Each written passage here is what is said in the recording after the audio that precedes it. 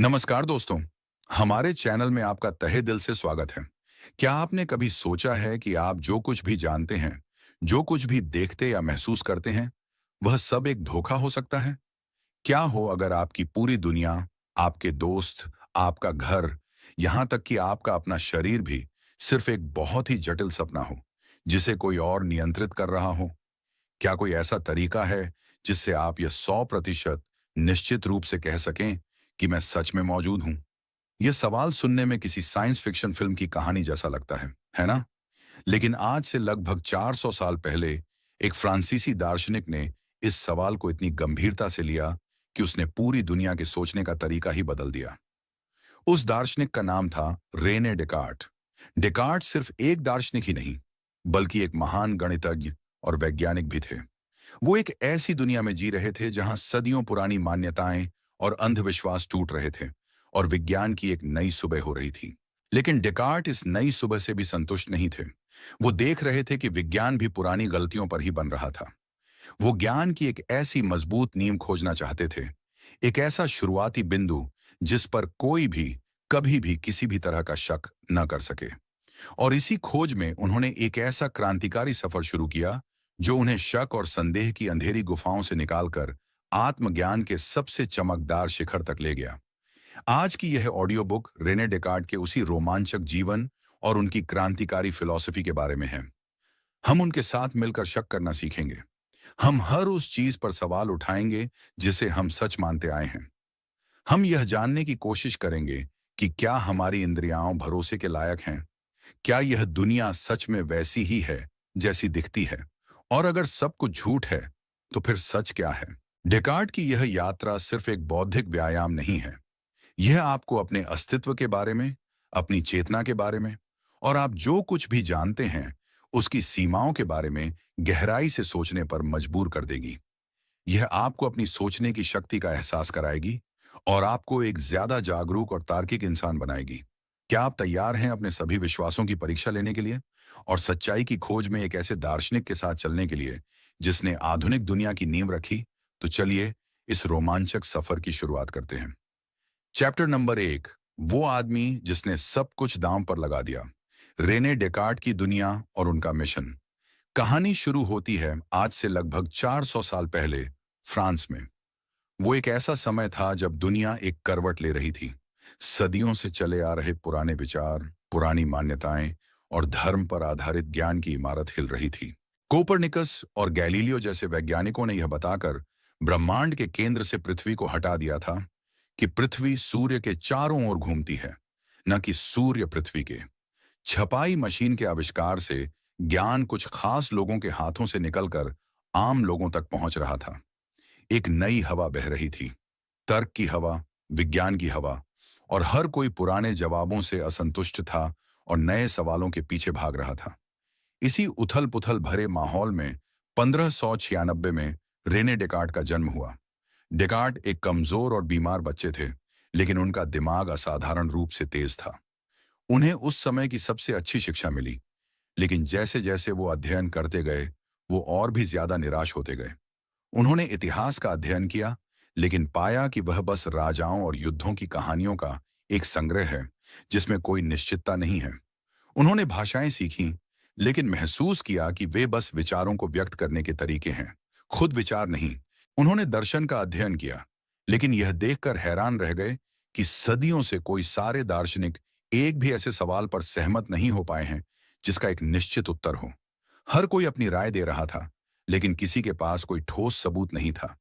उन्हें लगा कि वो एक ऐसे बाजार में हैं जहां हर कोई चिल्ला रहा है, लेकिन किसी की बात में कोई दम नहीं है। इस सब से डेकार्ट के मन में ज्ञान के प्रति एक गहरी असंतुष्टि और शक पैदा हो गया।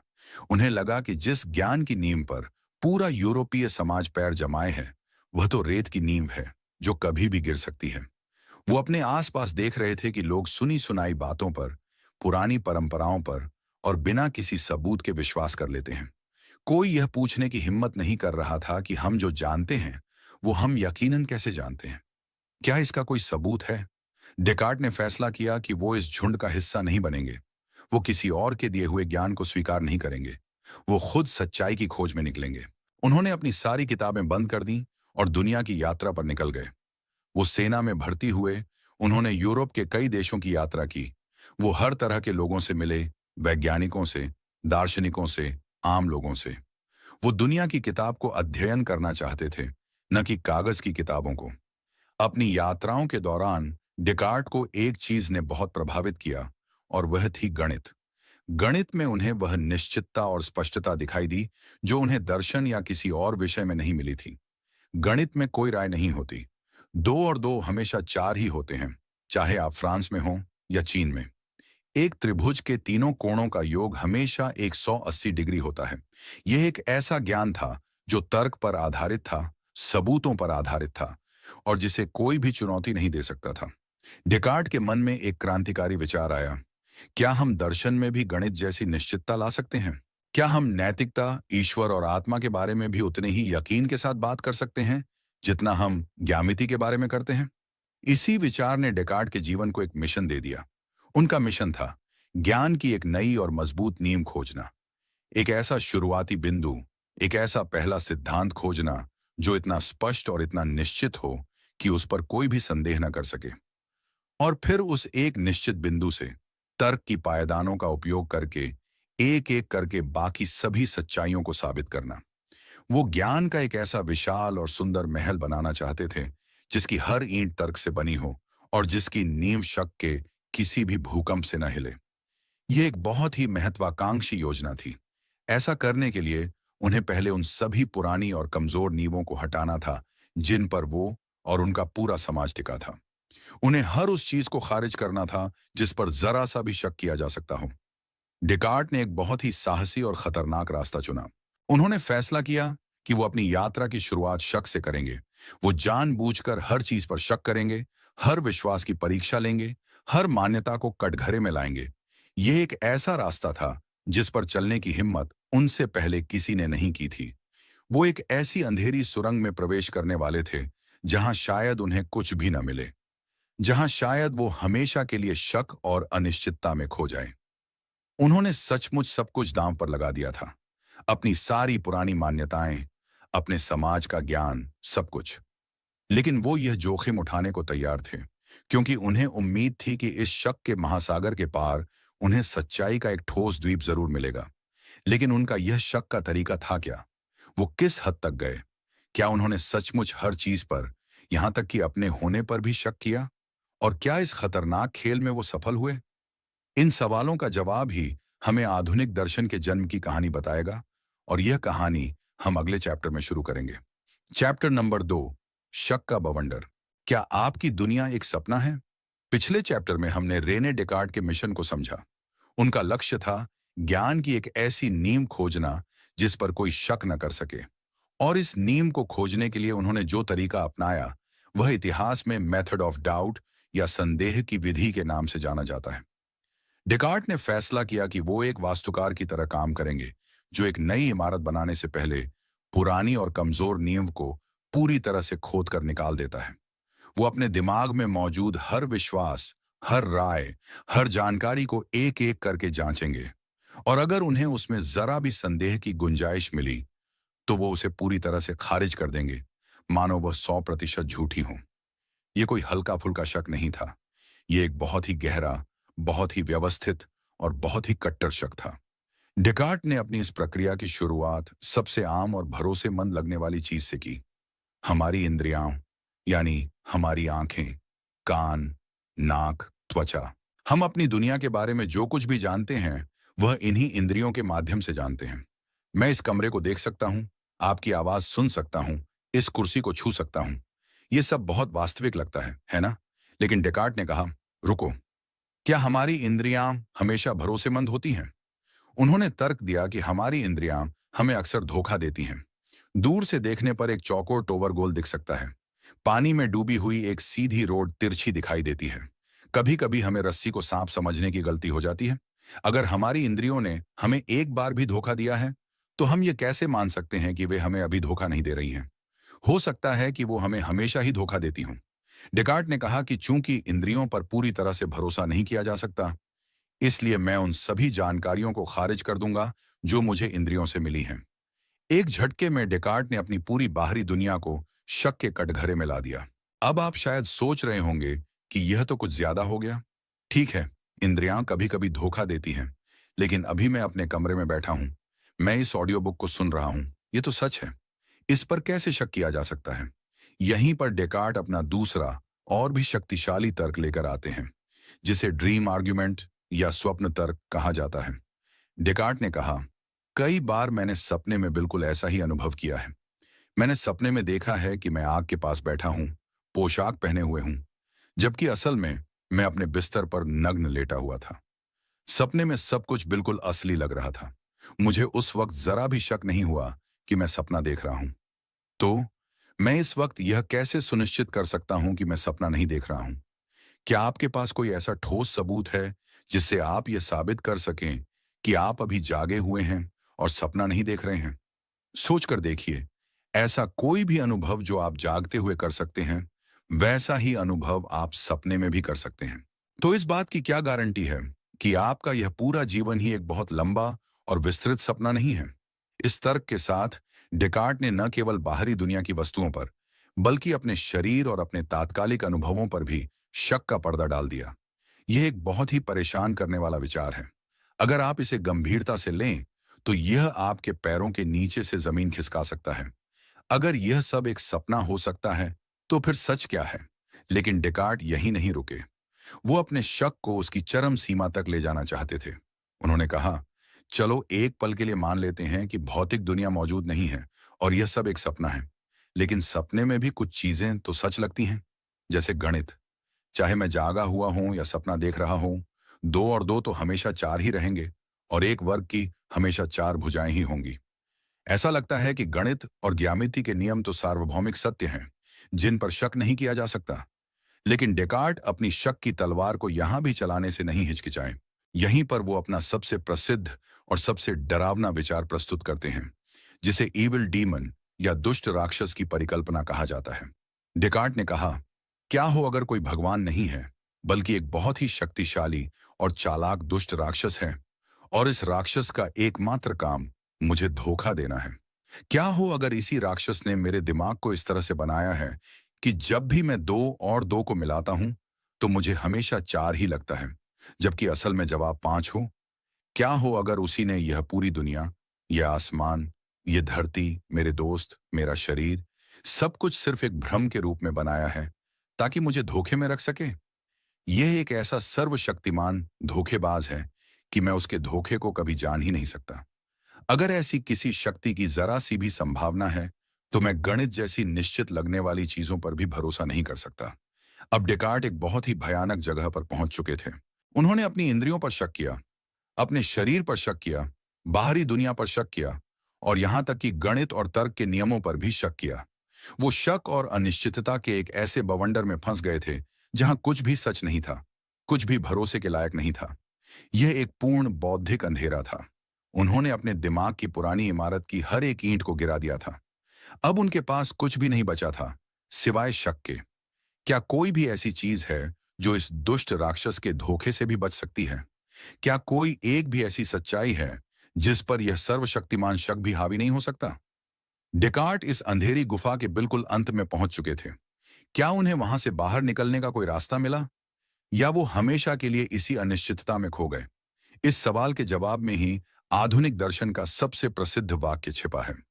और वो जवाब क्या था, यह हम अगले चैप्टर में जानेंगे। चैप्टर नंबर 3, मैं सोचता हूं इसलिए मैं हूं, वो एक सच जिसने दुनिया बदल दी। पिछले चैप्टर में हम रेने डेकार्ट के साथ शक और संदेह की सबसे गहरी खाई में उतर चुके थे। उन्होंने हर उस चीज को खारिज कर दिया था जिस पर जरा भी शक किया जा सकता था। उनकी इंद्रियां उन्हें धोखा दे सकती हैं, उनका शरीर एक सपना हो सकता है, और यहां तक कि गणित के नियम भी एक शक्तिशाली दुष्ट राक्षस द्वारा पैदा किया गया भ्रम हो सकते हैं। वो एक ऐसी स्थिति में पहुंच गए थे जहां उन्हें किसी भी चीज के अस्तित्व का कोई भरोसा नहीं था। चारों तरफ सिर्फ अनिश्चितता का अंधेरा था। ऐसा लग रहा था कि ज्ञान की कोई भी नींव रखना असंभव है। लेकिन इसी गहन निराशा और शक के चरम बिंदु पर डेकार्ट को रोशनी की एक किरण दिखाई दी। एक ऐसी सच्चाई जो इतनी ठोस और इतनी निश्चित थी कि कोई भी शक, यहां तक कि वो दुष्ट राक्षस भी, उसे झुठला नहीं सकता था। डेकार्ट ने सोचा, ठीक है, मान लेते हैं कि एक दुष्ट राक्षस मुझे हर बात पर धोखा दे रहा है।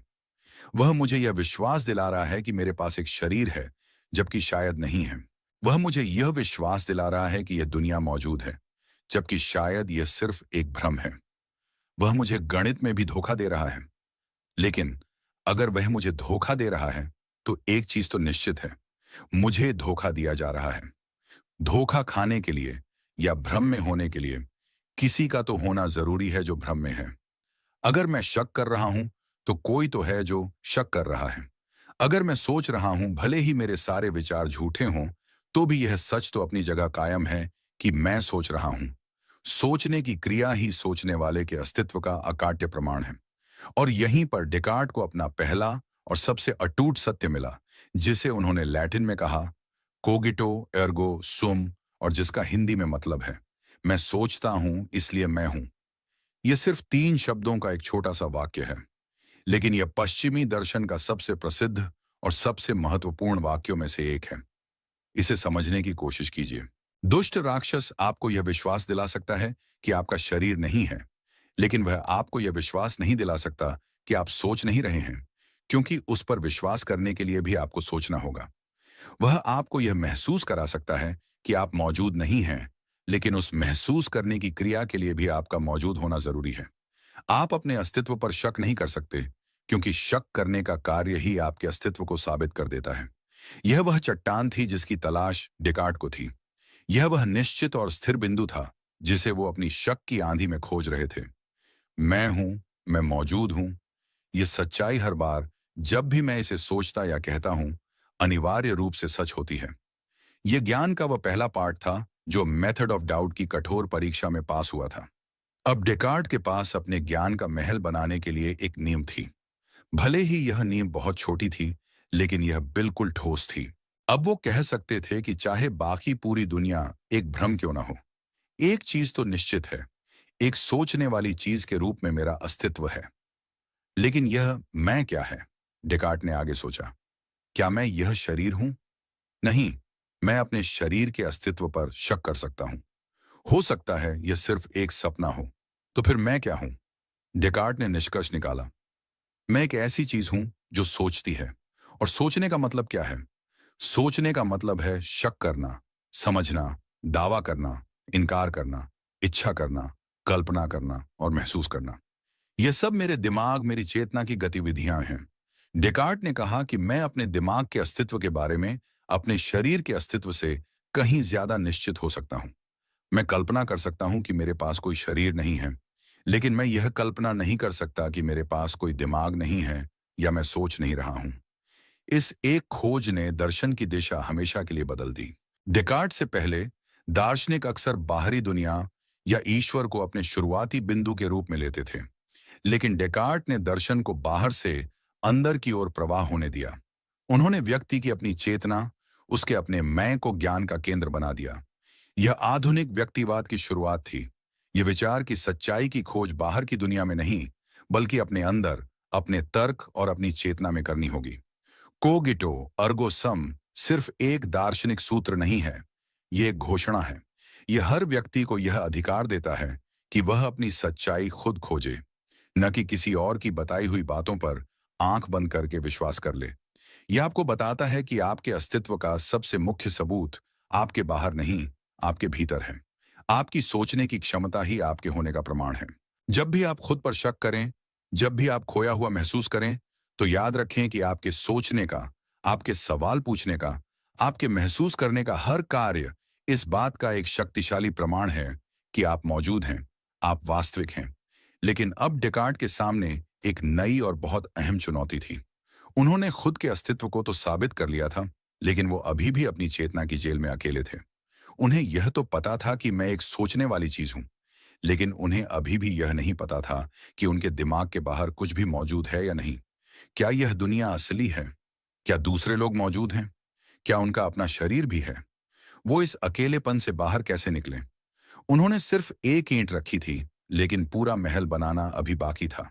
और इस महल को बनाने के लिए उन्हें एक पुल बनाना था जो उनके दिमाग से बाहरी दुनिया तक जाता हो। और उस पुल का नाम था ईश्वर। डेकार्ट ने यह कैसे किया? उन्होंने अपनी चेतना के अंदर से ही भगवान के अस्तित्व को कैसे साबित किया? ये उनकी फिलॉसफी का सबसे विवादास्पद लेकिन सबसे महत्वपूर्ण हिस्सा है और इसी की जांच हम अगले चैप्टर में करेंगे। चैप्टर नंबर 4, दिमाग की जेल से बाहर का रास्ता, डेकार्ट और ईश्वर का अस्तित्व। पिछले चैप्टर में रेने डेकार्ट ने कोगिटो अर्गो सम के साथ अपने अस्तित्व की निश्चितता को स्थापित कर लिया था। वो जानते थे कि वो एक सोचने वाली चीज के रूप में मौजूद हैं, लेकिन यह एक बहुत ही अकेली और सीमित सच्चाई थी। वो अपने ही दिमाग की एक जेल में बंद थे, जिसे दर्शन में सॉलिप्सिज्म की समस्या कहते हैं, यानी यह विश्वास कि केवल मेरा मन ही मौजूद है और बाकी सब कुछ एक भ्रम है। डेकार्ट को इस जेल से बाहर निकलने का रास्ता खोजना था। उन्हें यह साबित करना था कि उनके विचारों के अलावा भी एक दुनिया मौजूद है, एक ऐसी दुनिया जिसमें भौतिक वस्तुएं, दूसरे लोग और यहां तक कि उनका अपना शरीर भी शामिल है। लेकिन वो यह कैसे कर सकते थे? वो अपनी किसी भी इंद्रिय पर भरोसा नहीं कर सकते थे। वो कैसे जान सकते थे कि उनके दिमाग में जो दुनिया का विचार है वह सच में बाहर किसी दुनिया से आ रहा है और यह सिर्फ एक सपना या दुष्ट राक्षस का बनाया भ्रम नहीं है? इस समस्या को हल करने के लिए डेकार्ट ने एक अप्रत्याशित रास्ता अपनाया। उन्होंने कहा कि बाहरी दुनिया के अस्तित्व को साबित करने से पहले मुझे एक और चीज के अस्तित्व को साबित करना होगा, ईश्वर। अब आप सोच रहे होंगे कि यह तो अजीब बात है। एक दार्शनिक जो हर चीज पर शक कर रहा है, वह अचानक ईश्वर की बात क्यों करने लगा? लेकिन डेकार्ट के लिए ईश्वर का अस्तित्व साबित करना कोई धार्मिक विश्वास का मामला नहीं था, बल्कि यह एक तार्किक आवश्यकता थी। ईश्वर ही वह पुल था जो उन्हें उनके दिमाग से निकालकर वास्तविक दुनिया तक पहुंचा सकता था। वो ही इस बात की गारंटी दे सकता था कि हमारी दुनिया एक धोखा नहीं है। डेकार्ट ने ईश्वर के अस्तित्व को साबित करने के लिए कई तर्क दिए, जो सभी उनके अपने दिमाग के विश्लेषण पर आधारित थे। उनका सबसे प्रसिद्ध तर्क ट्रेडमार्क आर्ग्यूमेंट या ईश्वर के विचार का तर्क कहलाता है। डेकार्ट ने अपने दिमाग में मौजूद विभिन्न विचारों का विश्लेषण करना शुरू किया। उनके पास पेड़ों के विचार थे, घरों के विचार थे, सितारों के विचार थे। उन्होंने सोचा कि ये सभी विचार या तो मैंने खुद बनाए हो सकते हैं या मेरी इंद्रियों के माध्यम से आए हो सकते हैं, यानी भले ही इंद्रियां भ्रामक हों। लेकिन फिर उनकी नजर एक बहुत ही खास विचार पर गई, ईश्वर का विचार। उनके मन में एक ऐसे अस्तित्व का विचार था जो सर्वशक्तिमान, सर्वज्ञ और अनंत रूप से पूर्ण हो। डेकार्ट ने खुद से पूछा, यह विचार कहां से आया? क्या मैंने इसे खुद बनाया है? उन्होंने तर्क दिया, नहीं, मैं एक सीमित और अपूर्ण प्राणी हूं। मैं शक करता हूं, मैं गलतियां करता हूं। मैं, एक अपूर्ण प्राणी, अपने अंदर से एक अनंत पूर्ण प्राणी का विचार कैसे उत्पन्न कर सकता हूं? यह तर्क के विरुद्ध है। उनका कहना था कि हर विचार का एक कारण होना चाहिए और उस कारण में कम से कम उतनी वास्तविकता होनी चाहिए जितनी उस विचार में है। उदाहरण के लिए, एक बहुत गर्म मशीन का विचार आपके मन में तभी आ सकता है जब या तो आपने ऐसी कोई मशीन देखी हो या आपने गर्मी और मशीन के विचारों को एक दूसरे से मिलाया हो जिनका आधार वास्तविकता में है। लेकिन एक अनंत पूर्णता का विचार कहां से आएगा? मैं, जो खुद अपूर्ण हूं, पूर्णता का यह पैमाना कहां से ला सकता हूं?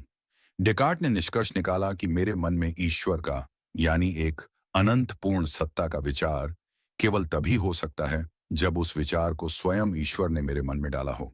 यह विचार ईश्वर का एक तरह का ट्रेडमार्क या हस्ताक्षर है, जिसे निर्माता ने अपनी रचना पर रहने दिया है। जैसे एक कलाकार अपनी पेंटिंग पर हस्ताक्षर करता है, वैसे ही ईश्वर ने हमें बनाते समय हमारे मन में अपना विचार डाल दिया है ताकि हम जान सकें कि हम कहां से आए हैं। इसलिए मेरे मन में ईश्वर का विचार होना ही इस बात का प्रमाण है कि ईश्वर मौजूद है। एक बार जब डेकार्ट ने तर्क के माध्यम से यह स्थापित कर लिया कि एक सर्वशक्तिमान और पूर्ण ईश्वर मौजूद है, तो उनकी बाकी की दुनिया का रास्ता खुल गया। अब वो दुष्ट राक्षस वाली परिकल्पना को खारिज कर सकते थे। उन्होंने तर्क दिया कि ईश्वर पूर्ण है और पूर्णता के गुण में अच्छाई भी शामिल है। एक पूर्ण ईश्वर धोखेबाज नहीं हो सकता, क्योंकि धोखा देना एक तरह की कमी या अपूर्णता है। इसीलिए अगर एक अच्छा और धोखेबाज न होने वाला ईश्वर मौजूद है, तो वह मुझे जानबूझकर धोखा नहीं देगा। वह मुझे ऐसी इंद्रियां नहीं देगा जो मुझे हमेशा ही धोखा दें। इसका मतलब यह नहीं है कि हमारी इंद्रियां कभी गलती नहीं करती। डेकार्ट ने माना कि हम गलतियां करते हैं, लेकिन उन्होंने कहा कि ईश्वर ने हमें यह पता लगाने की क्षमता भी दी है कि हमारी इंद्रियां कब सही हैं और कब गलत। उसने हमें तर्क और विवेक दिया है।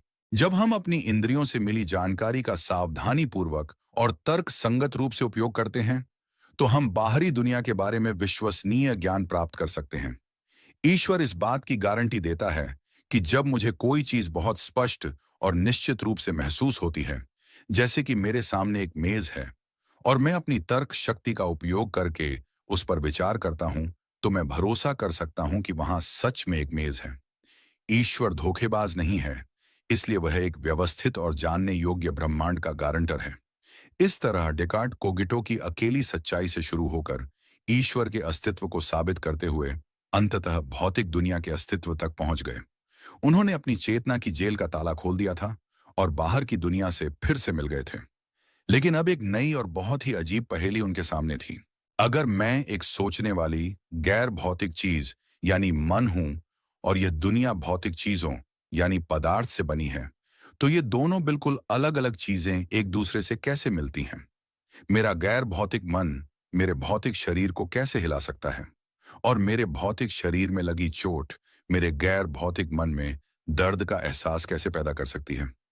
यह प्रसिद्ध मन शरीर समस्या है और डिकार्ट का इसका जवाब आज भी दार्शनिकों को हैरान और परेशान करता है। उस रहस्यमयी कनेक्शन के बारे में हम अगले चैप्टर में जानेंगे। चैप्टर नंबर 5, मशीन में मौजूद भूत। क्या आप सिर्फ एक शरीर हैं या कुछ और? अब जब रेने डेकार्ट ने अपने अस्तित्व, ईश्वर के अस्तित्व और बाहरी दुनिया के अस्तित्व को साबित कर लिया था, तो उनके सामने एक ऐसी पहेली आई जिसने सदियों से दार्शनिकों को उलझा रखा है और आज भी विज्ञान के लिए एक अहम चुनौती है। यह पहेली है मन और शरीर का रिश्ता। डेकार्ट कोगिटो के माध्यम से इस निष्कर्ष पर पहुंचे थे कि मैं अनिवार्य रूप से एक सोचने वाली चीज हूं। उन्होंने कहा कि मैं अपने शरीर के बिना अपने अस्तित्व की कल्पना कर सकता हूं, लेकिन मैं सोचने के बिना अपने अस्तित्व की कल्पना नहीं कर सकता। इससे उन्होंने यह निष्कर्ष निकाला कि मैं यानी मेरा मन या मेरी आत्मा मेरे शरीर से एक बिल्कुल अलग और स्वतंत्र चीज है। यहीं से डेकार्ट के प्रसिद्ध सिद्धांत माइंड बॉडी डुअलिज्म या मन शरीर द्वैतवाद का जन्म होता है। द्वैतवाद का मतलब है कि वास्तविकता दो बिल्कुल अलग अलग प्रकार की चीजों या पदार्थों से बनी है। पहला है मन, जिसे डेकार्ट सोचने वाला पदार्थ कहते हैं। इसकी कोई लंबाई, चौड़ाई या ऊंचाई नहीं होती। ये जगह नहीं घेरता। इसका मुख्य गुण है सोचना, महसूस करना, इच्छा करना यानी चेतना। आपकी चेतना, आपके विचार, आपकी भावनाएं, ये सब मन का हिस्सा हैं। दूसरा है शरीर, जिसे डेकार्ट विस्तारित पदार्थ कहते हैं। यह भौतिक दुनिया की हर चीज है। आपका शरीर, कुर्सी, मेज, ग्रह, तारे, सब कुछ। इसका मुख्य गुण है विस्तार, यानी लंबाई, चौड़ाई और ऊंचाई होना और अंतरिक्ष में जगह घेरना। यह सोच नहीं सकता। यह बस भौतिक नियमों का पालन करता है, एक मशीन की तरह। डेकार्ट के अनुसार इंसान इन दो बिल्कुल अलग अलग पदार्थों का एक अनूठा मिलन है। हमारा शरीर एक बहुत ही जटिल मशीन की तरह है, एक घड़ी की तरह जो भौतिक नियमों के अनुसार काम करता है। दिल खून को पंप करता है, फेफड़े सांस लेते हैं, नसें संदेश भेजती हैं। ये सब अपने आप होता है। लेकिन इस मशीन के अंदर एक भूत रहता है और वह है हमारा मन या हमारी आत्मा। यह भूत ही है जो इस मशीन को चलाता है, जो निर्णय लेता है, जो स्वतंत्र इच्छा रखता है। जब आप अपना हाथ उठाने का फैसला करते हैं, तो यह आपका गैर भौतिक मन है जो आपके भौतिक हाथ को आज्ञा देता है। यह सिद्धांत बहुत आकर्षक लगता है क्योंकि यह हमारी सहज भावना से मेल खाता है। हम अक्सर कहते हैं मेरा शरीर, जैसे कि शरीर कोई ऐसी चीज है जो हमारे पास है, न कि वह चीज जो हम हैं। यह स्वतंत्र इच्छा और मृत्यु के बाद आत्मा के जीवन जैसी धारणाओं के लिए भी जगह बनाता है। लेकिन इस सिद्धांत ने एक बहुत अहम समस्या ला दी, जिसे इंटरेक्शन प्रॉब्लम या अंतःक्रिया की समस्या कहते हैं। अगर मन और शरीर दो बिल्कुल अलग और विपरीत प्रकृति की चीजें हैं, एक गैर भौतिक और दूसरा भौतिक, तो वे एक दूसरे को प्रभावित कैसे करते हैं? एक गैर भौतिक चीज जिसमें कोई वजन या आकार नहीं है, एक भौतिक चीज को कैसे धक्का दे सकती है? यह तो भौतिकी के नियमों के खिलाफ है। यह ऐसा है जैसे कोई भूत दीवार के आर पार तो जा सकता है, लेकिन फिर वह एक कुर्सी उठाकर फेंक भी सकता है। यह कैसे संभव है? और इसी तरह जब आपके भौतिक शरीर पर सुई चुभती है, तो यह भौतिक घटना आपके गैर भौतिक मन में दर्द की गैर भौतिक अनुभूति कैसे पैदा करती है। डेकार्ट इस समस्या से अवगत थे और उन्होंने इसका एक समाधान देने की कोशिश की।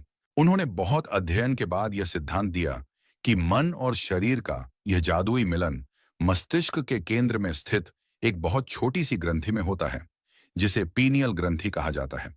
उन्हें लगता था कि यह ग्रंथि ही वह जगह है जहां आत्मा शरीर के साथ संवाद करती है, जहां विचार शरीर के लिए क्रियाओं में बदलते हैं और शारीरिक संवेदनाएं मन के लिए भावनाओं में बदलती हैं।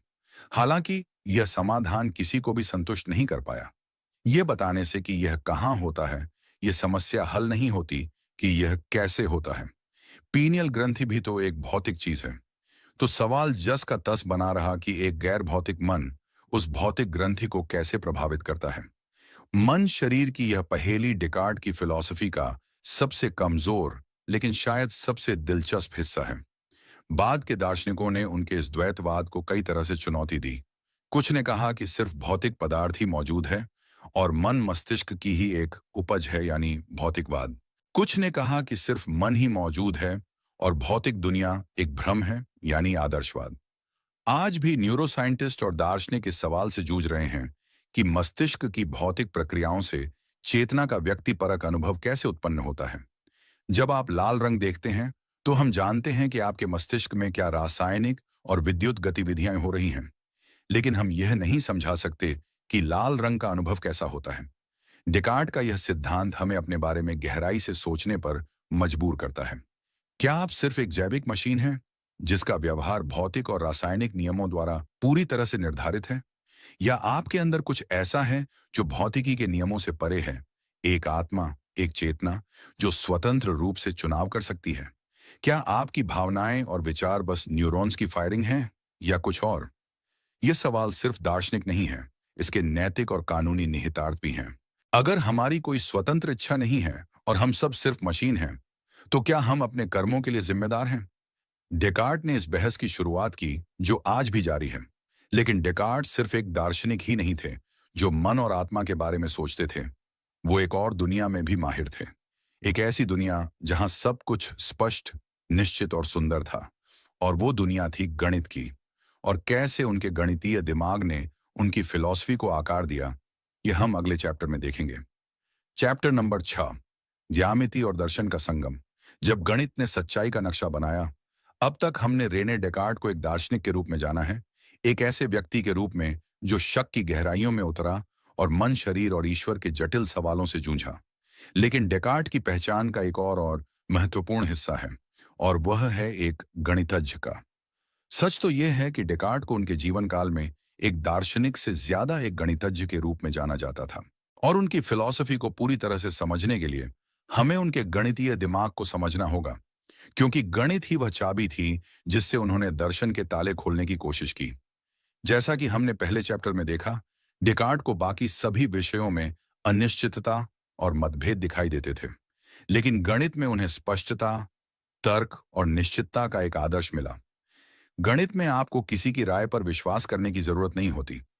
आप कुछ बुनियादी सिद्धांतों, जिन्हें स्वयं सिद्ध कहते हैं, जैसे एक सीधी रेखा दो बिंदुओं के बीच की सबसे छोटी दूरी है, से शुरू करते हैं और फिर तर्क के अचूक नियमों का पालन करते हुए कदम दर कदम आप जटिल से जटिल प्रमेयों को साबित कर सकते हैं। हर कदम पूरी तरह से पारदर्शी और न्याय संगत होता है। डेकार्ट को लगा कि यही मॉडल दर्शन के लिए भी एकदम सही है। वो दर्शन में भी कुछ ऐसे ही स्वयं सिद्ध खोजना चाहते थे, जैसे मैं सोचता हूं इसलिए मैं हूं, और फिर उसी तरह के कठोर तर्क का उपयोग करके बाकी सभी सच्चाइयों को सिद्ध करना चाहते थे। उनकी पूरी फिलॉसफी एक तरह से ज्यामिति की किताब की तरह संरचित है।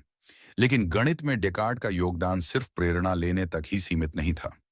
उन्होंने खुद गणित में एक ऐसी क्रांति ला दी जिसका असर आज भी हम सब पर होता है। उनका सबसे मुख्य योगदान था एनालिटिकल ज्योमेट्री या विश्लेषणात्मक ज्यामिति का आविष्कार।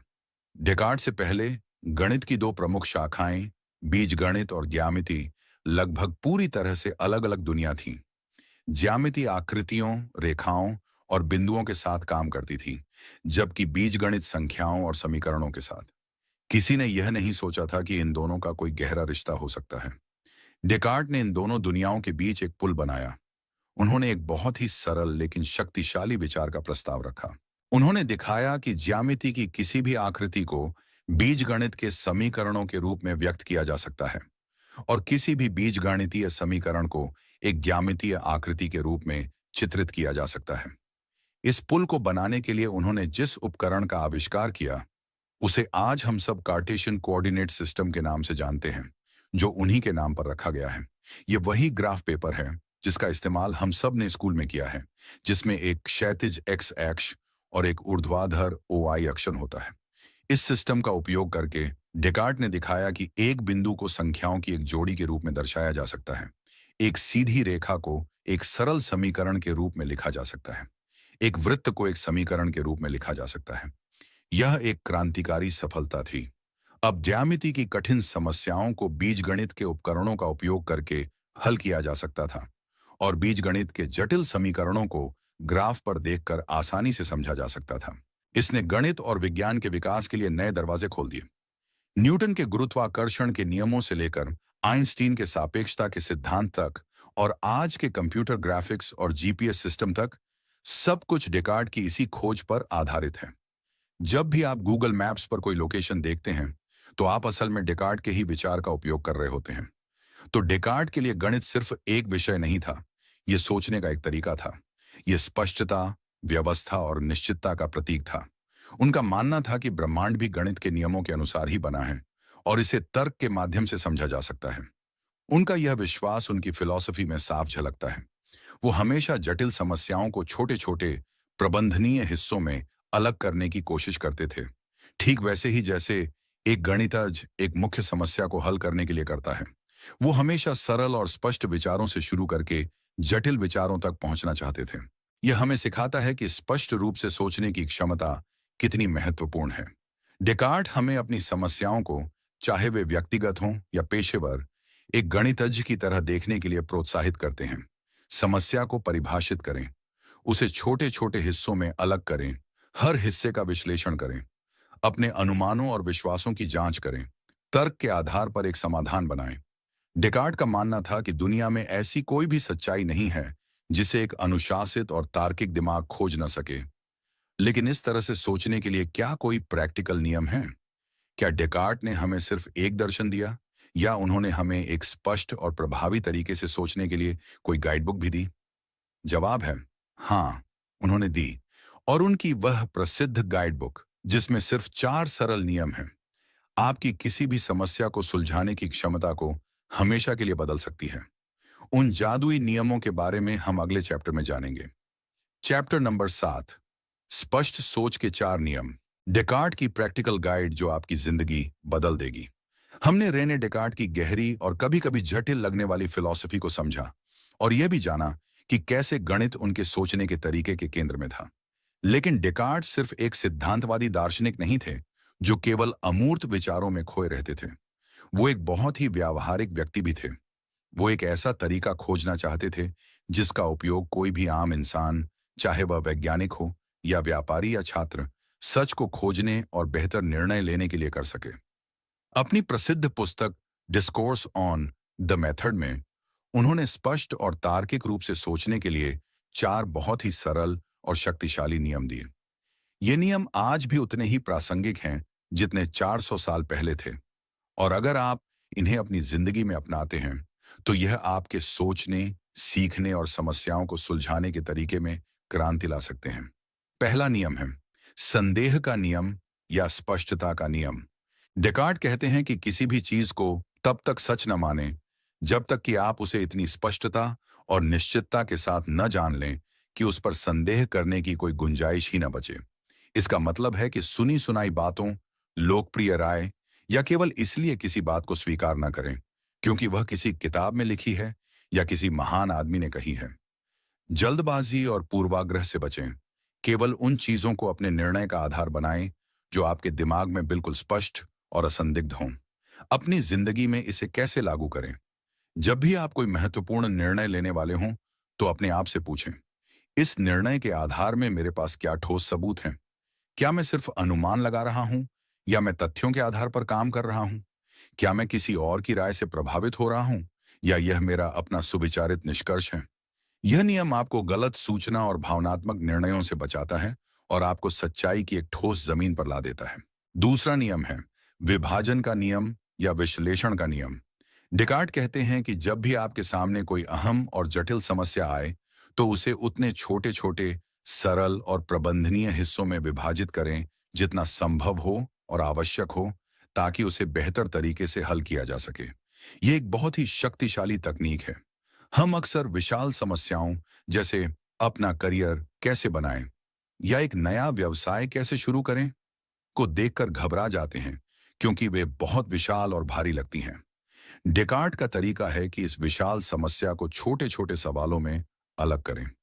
अपना करियर कैसे बनाएं को अलग करने पर सवाल बन सकते हैं।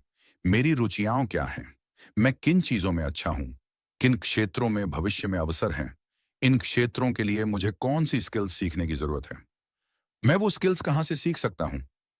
अब यह समस्या उतनी डरावनी नहीं लगती।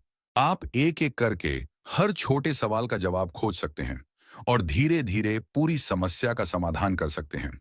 यह नियम आपको अभिभूत होने से बचाता है और आपको एक व्यवस्थित कार्य योजना देता है।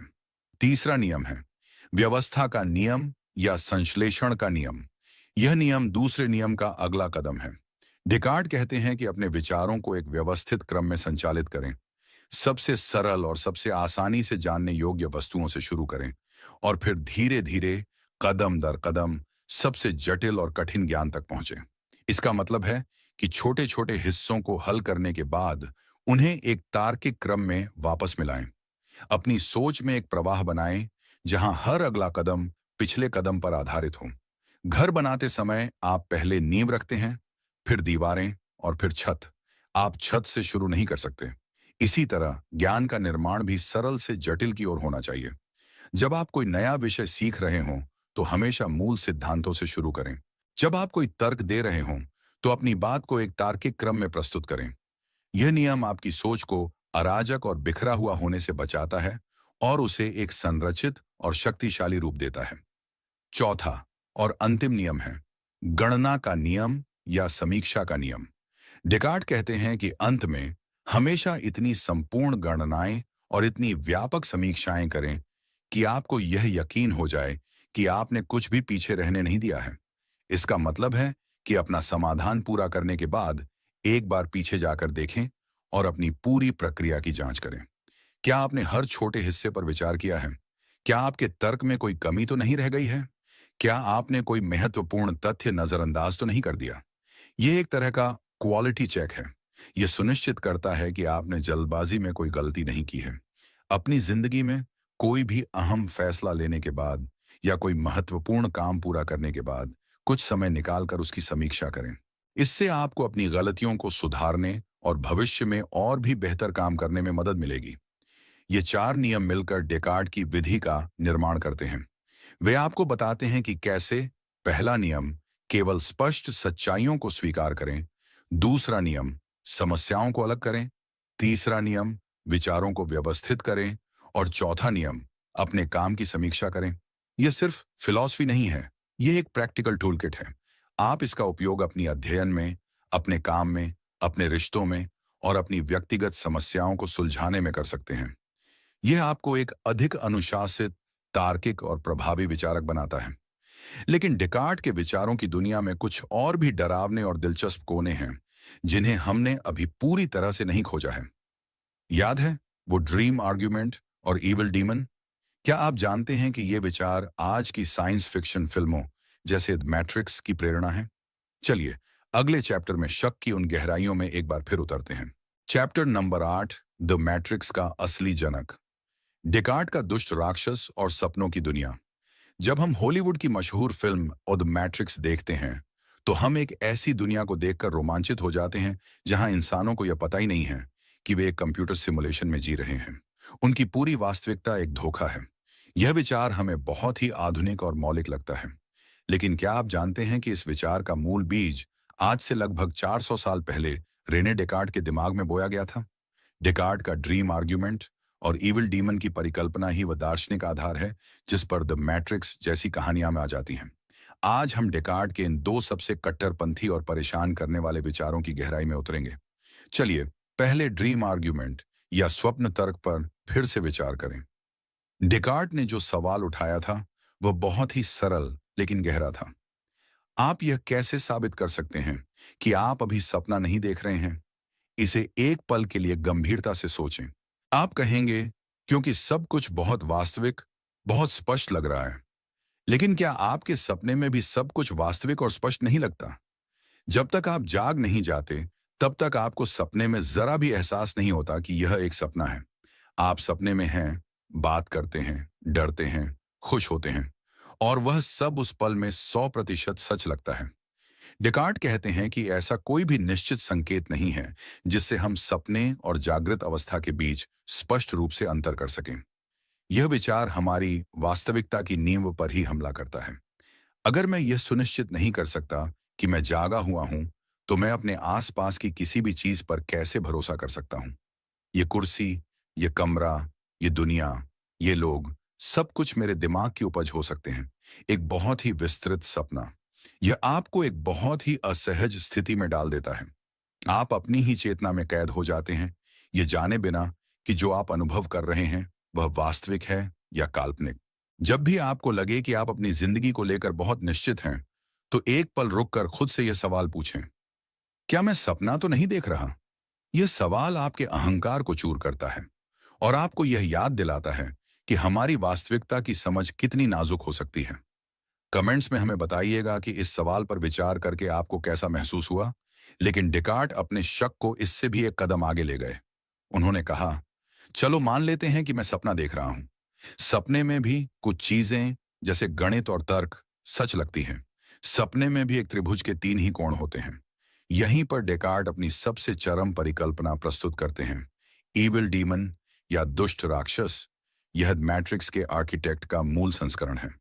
डेकार्ट कहते हैं, कल्पना कीजिए कि ईश्वर की जगह एक बहुत ही शक्तिशाली, बहुत ही चालाक और बहुत ही दुष्ट प्राणी है, और इस प्राणी का एकमात्र उद्देश्य मुझे धोखा देना है।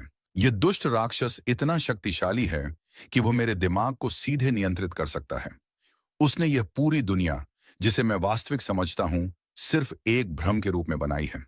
आकाश, पृथ्वी, रंग, ध्वनियां, लोग, सब कुछ उसी का बनाया हुआ एक सिमुलेशन है। जब मैं सोचता हूं कि 2 और 2 4 होते हैं, तो ये इसलिए नहीं है कि यह सच है, बल्कि इसलिए है क्योंकि उस राक्षस ने मेरे दिमाग को इसी तरह से प्रोग्राम किया है। हो सकता है कि असल में 2 और 2 5 होते हों, लेकिन मैं इस धोखे को कभी नहीं जान सकता, क्योंकि मेरी तर्क करने की क्षमता ही उसके नियंत्रण में है। यह परम धोखा है। एक ऐसी जेल जिससे भागने का कोई रास्ता नहीं है, क्योंकि जेलर आपके दिमाग के अंदर ही बैठा है। यह ईविल डीमन की परिकल्पना, मेथड ऑफ डाउट का चरम बिंदु है। यह किसी भी चीज में निश्चितता की हर संभावना को खत्म कर देता है। अगर ऐसा कोई धोखेबाज मौजूद हो सकता है, तो हम कुछ भी, बिल्कुल कुछ भी, निश्चित रूप से नहीं जान सकते। यह एक भयानक विचार है। यह आपको पूर्ण संदेहवाद की ओर ले जाता है। यह विश्वास की ज्ञान असंभव है। डेकार्ट ने इस विचार का आविष्कार इसलिए नहीं किया था कि वह हमें डराना चाहते थे, बल्कि इसलिए किया था कि वह अपने शक की परीक्षा को सबसे कठिन बनाना चाहते थे। वो देखना चाहते थे कि क्या कोई भी ऐसी चीज है जो इस परम धोखे के सामने भी टिक सकती है। और जैसा कि हम जानते हैं, उन्हें एक चीज मिली, मैं सोचता हूं इसलिए मैं हूं। दुष्ट राक्षस मुझे हर चीज के बारे में धोखा दे सकता है, लेकिन वह मुझे इस तथ्य के बारे में धोखा नहीं दे सकता कि मैं मौजूद हूं, क्योंकि धोखा खाने के लिए मेरा होना जरूरी है। मेरी चेतना का अस्तित्व ही वह एकमात्र सच्चाई है जो इस सिमुलेशन से बच निकलती है। द मैट्रिक्स में नियो को जब पता चलता है कि उसकी दुनिया एक सिमुलेशन है, तो वह भी एक ऐसे ही कोगिटो पल का अनुभव करता है। उसकी पुरानी दुनिया मर जाती है, लेकिन उसे अपने वास्तविक स्व का एहसास होता है। डेकार्ट के ये विचार हमें सिर्फ दार्शनिक बहस के लिए ही नहीं, बल्कि हमारी अपनी जिंदगी के बारे में सोचने के लिए भी एक शक्तिशाली उपकरण देते हैं। वे हमें सिखाते हैं कि हमें अपनी मान्यताओं को यूं ही स्वीकार नहीं कर लेना चाहिए। हमें सवाल पूछने चाहिए। हमें सतह के नीचे देखने की कोशिश करनी चाहिए। क्या जो सामाजिक नियम, परंपराएं और विश्वास हमें दिए गए हैं, वे सच हैं, या वे भी किसी तरह का मैट्रिक्स हैं जो हमें एक खास तरीके से सोचने और व्यवहार करने के लिए बनाया गया है। डेकार्ट हमें एक बौद्धिक विद्रोही बनने के लिए प्रोत्साहित करते हैं, जो अपनी सच्चाई खुद खोजता है। लेकिन क्या डेकार्ट की फिलॉसफी में कोई कमी नहीं थी? क्या उनके सभी तर्क अकाट्य थे, या बाद के दार्शनिकों ने उनके ज्ञान के महल में दरारें खोज निकाली? इस पर हम अगले चैप्टर में बात करेंगे। चैप्टर नंबर 9, डेकार्ट की विरासत और उनकी आलोचना। क्या डेकार्ट हमेशा सही थे? अब तक हमने रेने डेकार्ट के क्रांतिकारी विचारों की प्रशंसा की है और उनके तार्किक सफर को सराहा है। उन्होंने आधुनिक दर्शन की नींव रखी, व्यक्ति की चेतना को केंद्र में स्थापित किया और तर्क तथा संदेह को ज्ञान की खोज के लिए सबसे महत्वपूर्ण उपकरण बनाया। उनकी विरासत निर्विवाद है। विज्ञान, गणित और हम अपने बारे में कैसे सोचते हैं, इस पर उनका गहरा और स्थायी प्रभाव हुआ है। लेकिन क्या इसका मतलब यह है कि डेकार्ट की फिलॉसफी उत्तम और दोषरहित थी? क्या वो हर बात में सही थे? इतिहास हमें बताता है कि कोई भी दार्शनिक, चाहे वह कितना भी महान क्यों ना हो, आलोचना से परे नहीं होता। और डेकार्ट के काम की भी उनके समय से लेकर आज तक बहुत तीखी और महत्वपूर्ण आलोचनाएं हुई हैं। सबसे पहली और सबसे प्रसिद्ध आलोचनाओं में से एक उनके ईश्वर के अस्तित्व के प्रमाण से संबंधित है। याद कीजिए, डेकार्ट ने अपने दिमाग से बाहरी दुनिया तक पहुंचने के लिए ईश्वर को एक पुल के रूप में इस्तेमाल किया था। उनका तर्क था, पहला, मैं मौजूद हूं। दूसरा, मेरे मन में एक पूर्ण ईश्वर का विचार है। तीसरा, चूंकि मैं अपूर्ण हूं, यह विचार स्वयं ईश्वर ने ही डाला होगा, इसलिए ईश्वर मौजूद है। चौथा, चूंकि मैं अपूर्ण हूं, यह विचार स्वयं ईश्वर ने ही डाला होगा, इसलिए ईश्वर मौजूद है। ईश्वर पूर्ण और अच्छा है, वह धोखेबाज नहीं हो सकता। पांचवा, इसलिए मैं अपनी इंद्रियों पर यानी सावधानी के साथ भरोसा कर सकता हूं और बाहरी दुनिया मौजूद है। आलोचकों ने इस तर्क में एक खामी की ओर इशारा किया, जिसे कार्टेशियन सर्कल या डेकार्ट का चक्र कहा जाता है। आलोचकों ने पूछा, डेकार्ट, आप यह कैसे सुनिश्चित कर सकते हैं कि आपका ईश्वर के अस्तित्व का तर्क सही है? आप यह कैसे जानते हैं कि जब आप ईश्वर के बारे में स्पष्ट और निश्चित रूप से सोच रहे हैं, तब आपका दिमाग सही काम कर रहा है? डेकार्ट का जवाब था, क्योंकि एक अच्छा ईश्वर मौजूद है जो मुझे धोखा नहीं देगा। अब आप समस्या देख सकते हैं। डेकार्ट ईश्वर के अस्तित्व को साबित करने के लिए अपने स्पष्ट और निश्चित विचारों पर भरोसा कर रहे हैं, लेकिन वह अपने स्पष्ट और निश्चित विचारों पर भरोसा करने की गारंटी के लिए ईश्वर के अस्तित्व का उपयोग कर रहे हैं। यह एक गोलाकार तर्क है। आप ए को साबित करने के लिए बी का उपयोग कर रहे हैं और बी को साबित करने के लिए ए का।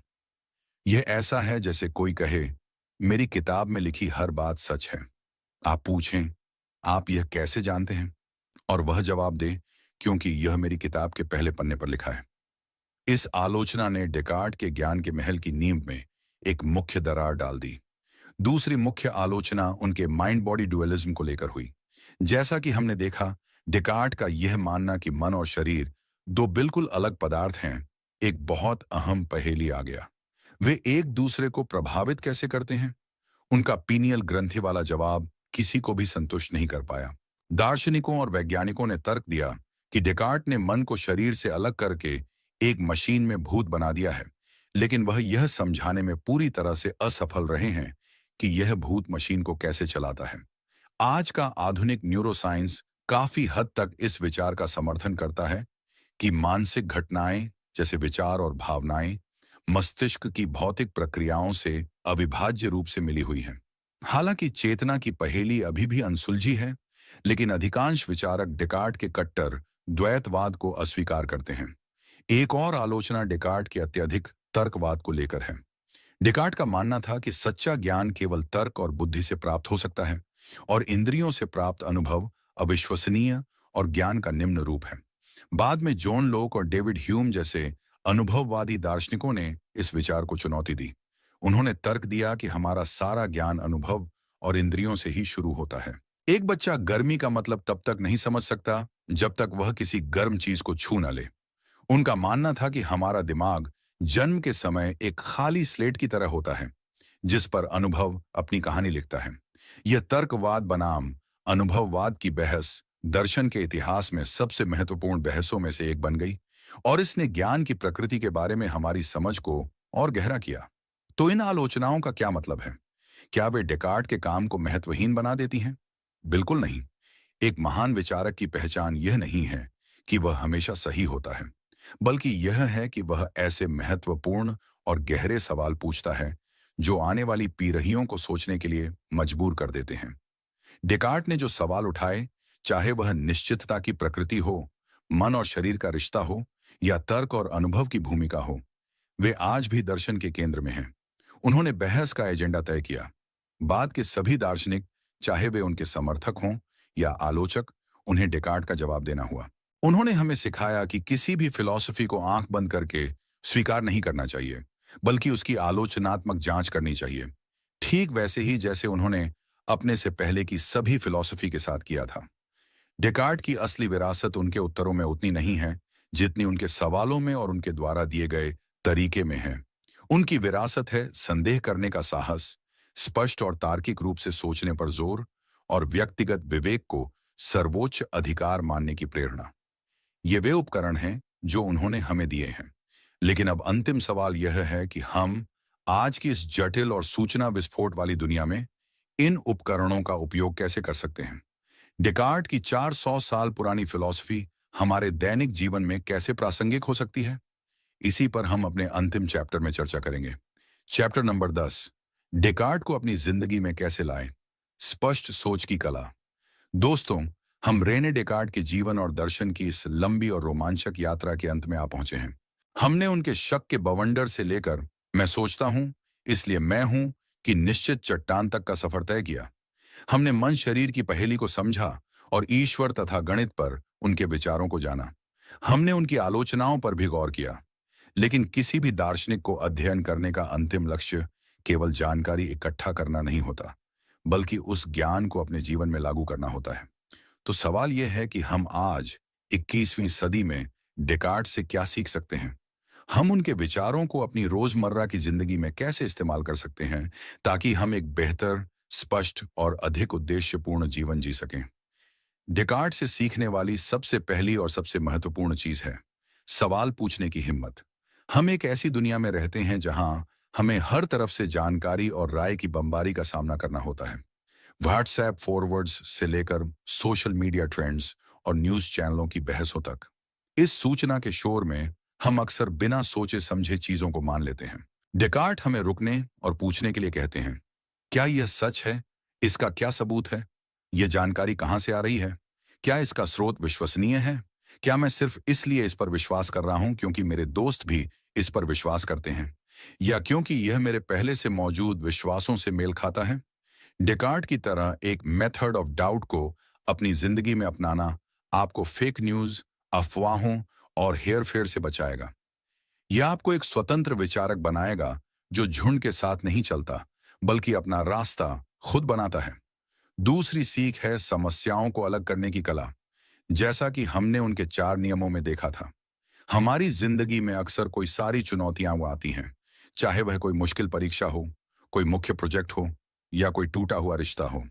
हम अक्सर इन समस्याओं के आकार को देखकर ही हार मान लेते हैं। डेकार्ट हमें एक इंजीनियर की तरह सोचना सिखाते हैं। विशाल समस्या को छोटे, प्रबंधनीय हिस्सों में अलग करें। हर छोटे हिस्से पर एक एक करके ध्यान केंद्रित करें। जब आप एक छोटी सी पहेली को हल कर लेते हैं, तो आपको आगे जाने का आत्मविश्वास मिलता है। धीरे धीरे एक एक अंश मिलाकर आप पूरी तस्वीर को हल कर सकते हैं।